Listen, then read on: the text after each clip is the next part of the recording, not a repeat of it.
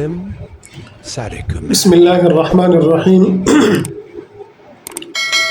بس د عقیقې متعلق لږ وضاحتي خبرې وسو الفاظو کې د ستاسو مخې ته کېدم چې خبر اوږدم نشي او د دې تاریخ هغه د ستاسو مخې ته کېږدم. د حقیقت د کوم زمانې نه شروع ده او دا ولې چې کوم دی په اسلام کې د دونه اهمیت حاصل دی، یعنی چې ماشوم وشي د ماشوم د کېدو نه بعد د الګ د بارا دوه چیلي او د جنې د بارا یو چیلې ده، نو دا دونه اهم او ضروری ولې ده. د دې متعلق علماء ډېر بحث کړی دی، خو په مختصرو الفاظو کې د ستاسو مخې ته د دې ټول وضاحت اقدمه دا حقیقت چې دا د حضور نبی کریم صلی الله علیه وسلم د زمانې نه مخکې چې کوم اهل عربو دا به هغې کوله او هغې به دا په یو وجه باندې کوله. وجه به د هغې دا وه چې ماشوم یا ماشوم وشي نو هغې به د اشاعت دپاره دا عمل کو چې خلکو ته پته ولګي چې د پلانکي زوی شوی دی، ځکه چې دا اشاعت ډېر لازم او ضروري څیز و. کو بالفرض اشاعت نه کولې نو دا ممکنه و چې دغه ماشوم د نسب متعلق یعنی خلک چې کوم دی غیر تهذیبي الفاظ استعمال کی، نو د اشاعت دپاره چې دا د پلانکي زوی دی او یا د پلانکي ښځې زوی دی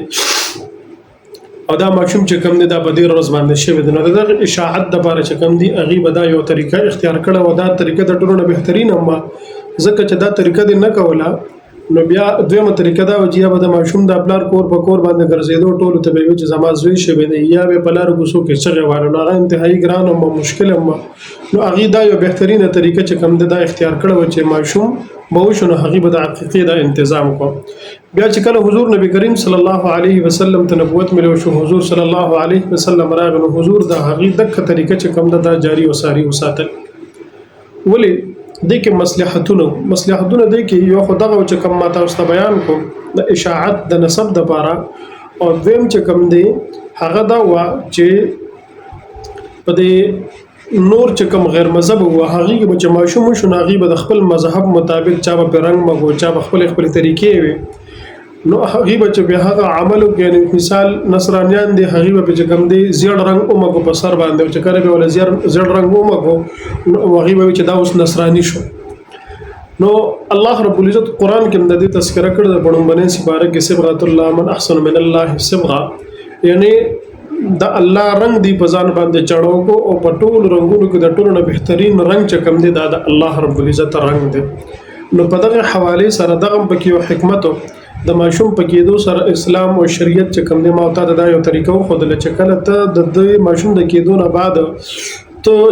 چیلی یا یو چیلی یا دو چیلی چې کوم دی هغه ته حلال کې د الله رب العزت په نوم باندې قربان کې،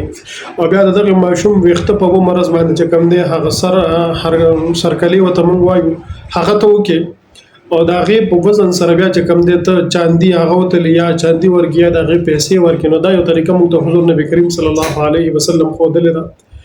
نو یو خو دې کې دغه مصلحتو د نسب اشاعت چې خلکو ته پته ولګي چې د فلانکي زوی شوی دی، چې د دې ماشوم متعلق بیا خلک چې کوم دی داسې غیر مهذب الفاظ استعمال نه کړي. دویم چې کوم دی په دې کې بیا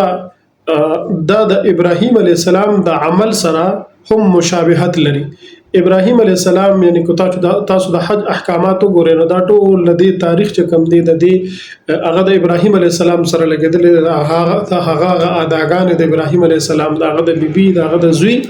دا ټول چې کوم دی هغې سره لګېدلي دي. نو په هغې کې دوه عمل کېږي، یو عمل پکې د قربانۍ کېږي، دویم عمل چې کوم دی هغه د سر د خریولو کېږي.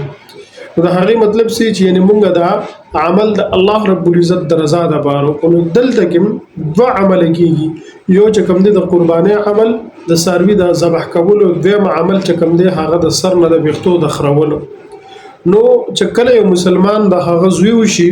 نو هغه دوه چیلي حلالي، چې د هغه لور شي نو د هغه لپاره بیا یو چیلی ده. نو دا عمل د هغې سره مشابهت لري. د دې مطلب دا دی چې دی دا اعلان وکړي، دا پلار دا والدین دا اعلان وکړي چې زما په کور کې ماشوم شوی دی، زوی شوی دی زما، نو دا ماشوم چې کوم دی دا په ملت ابراهیمی باندې یعنی د حضور نبی کریم صلی الله علیه وسلم او د حضرت ابراهیم علیه السلام په ملت باندې دا ماشوم چې کوم دی پیدا شو او د مخکې ژوندۍ د هغې د احکاماتو مطابق تیری څنګه چې حضور نبی کریم صلی الله علیه وسلم متخودلی. یعنی د هغه سره دا یو مشابهت ته او دا یو بهترینه طریقه ما او ته الله رب العزت او خدله بل دغه نصرانیانو د دې عمل خلاف چې کوم د ما او ته د الله رسول دا یو طریقه خدله ان چې تاسو دا غي بشانتمه کوي هغه چې څنګه په سر باندې رنگ مګي او بیا چې کوم دی دا وجدا نصرانی شو نو حضور نبی کریم صلی الله علیه وسلم د هغه برخلاف ما او ته یو کار کو ما او ته یو پہچان جوړ کو چې تاسو به د خپل ماشومان په کېدو سره دا عمل کوي چې داغه د پیدایش په عمر ورځ باندې کو ماشوم منو بچی دی او کو ماشوم منو یو چيله دا به قربانوي او دغه ماشوم چې د سر کوم وختري داغه به سرکلي کوي او د هغه وختو طول به د چاندې سره کوي داغه یا به چاندي صدقه کوي یا به د هغه په عوض باندې چې کوم دی په اي څومره پیسې جوړيږي هغه به ورکوي نو دا د اسلام د حضور نبی کریم صلی الله علیه وسلم د زمانه مخکې را روان دی بیا حضور صلی الله علیه وسلم عمل کړی صحابه په عمل کړی او په دغه طریقه باندې د عمل موته تر رسیدل